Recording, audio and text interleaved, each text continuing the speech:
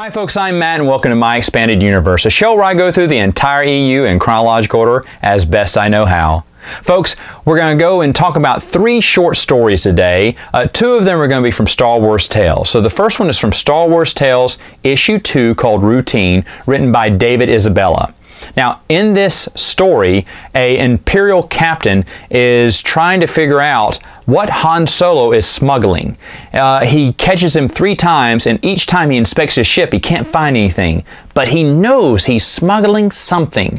And by the 3rd time, he realizes what that shifty smuggler was up to, but it's too late.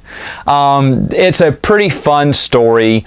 As I said, Star Wars Tales is meh usually, but this one's actually pretty fun, so it is worth your time to read. Now, the next story I want to talk about is from Star Wars Tales issue 15, called First Impressions. This one was written by Nathan Walker, and in it, Bail Organa preps Leia to replace him in the Senate. And this is Leia's first trip to Coruscant, so she's kind of like taken in everything. This one's okay. There's not really that much to tell. Again, like your regular Star Wars Tales stories were, they were usually meh.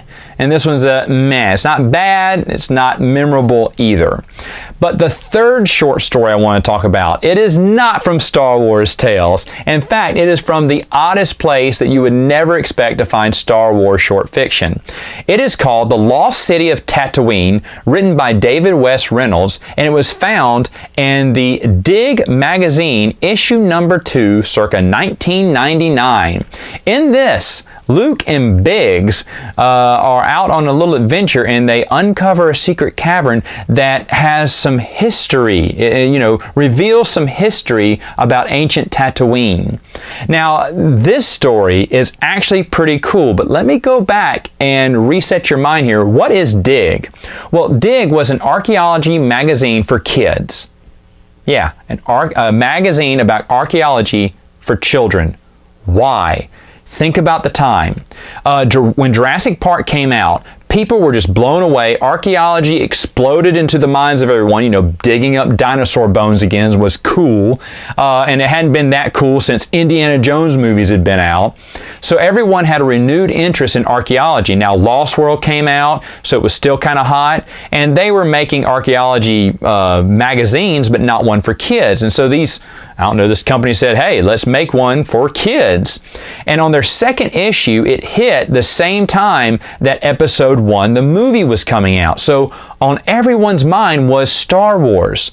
So they enlisted David West Reynolds and got permission from Lucasfilm to make a short story to put in their children's magazine about archaeology. And the story in itself is, Luke and Biggs uncovering something in an archaeological way and finding out more of the ancient history of Tatooine. What? How did this come to be? It's so interesting. Now, I know that Dig Magazine wanted to sell, issues. And by the way, this magazine is practically impossible to find. Believe me, I've searched for it. However, The Lost City of Tatooine short story you can find if you look in the right places. It is available.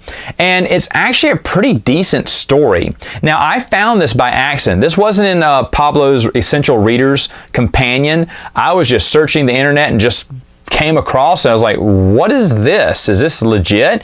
I knew who David West Reynolds was because he'd done a few other things with Star Wars, so he was legit, and that's why I said, okay, this must be a real story. And the story it's a short story, but it's pretty good. It's pretty decent. We don't know much about Tatooine, except from what we read in Kevin J. Anderson's Star Wars Illustrated Universe. But even this part isn't mentioned in the Illustrated Universe, as far as I can remember. So this just adds, it peels back an extra secret layer of what Tatooine was like, the Sand People and whatnot. And I loved it. And that they created something like David West Reynolds said, okay, I got to do something about archaeology. Let's do something like this. That's just smart. And he took the time, wrote a decent short story. Folks, again, So much care was taken when writing any piece of EU fiction, no matter if it was from, a novel, a full adult novel, to a small children's story that was going to go into an archaeology children's magazine that hardly anyone would read. Yet the story is A+ for David Reynolds for what it is. It's a children's story, but still really good. A lot of time, a lot of thought in it, and that one is actually worth your time if you can find on the internet. All right, folks, that is all the time I had for today. I hope I was able to dig up some special jewels that you didn't know about in the EU. And hey, don't worry, EU folks, there is much more to come. I'll see you then.